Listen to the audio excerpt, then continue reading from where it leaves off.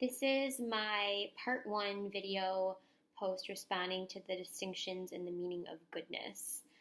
According to Discrit, goodness is actually a commodity manifested in the school systems that is often taken for granted by white people. The book argues that goodness is either doled out and or born into based on gender, socioeconomic, and racial lines.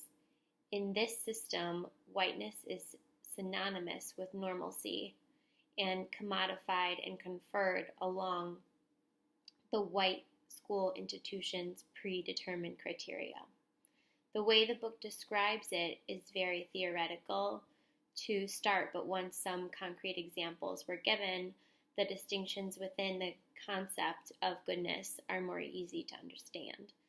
The reason that goodness is described as a commodity or property is because whether a student is good or bad will ultimately determine the student's success and access to opportunities during and beyond school. So an individual's goodness equates to a materialistic or commodity-driven result in the long term.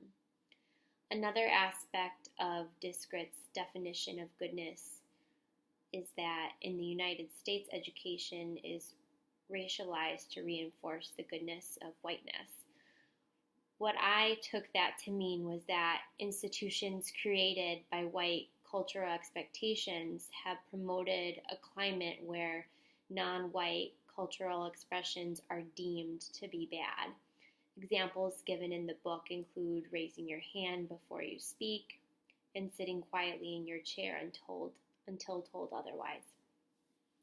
Along the same lines, an example of another facet of this argument is articulated in a work by Ferguson stating that black boys are disciplined more severely and are also often prejudged as bad as soon as they enter the classroom.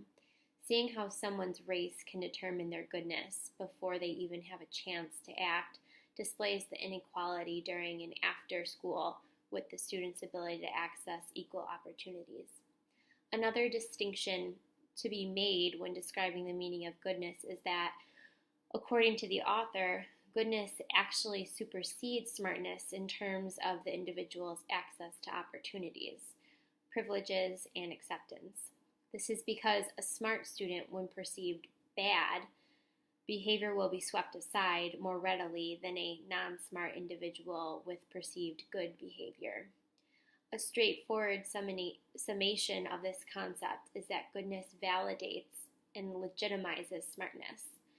This idea of racial inequality manifested as goodness brings to light a lot of issues inherent in our current school systems. By being aware of this concept, where it comes from, and the results and lasting effects on minority students, reading this section of the book will make me aware and hopefully not contributing to this institutional construct.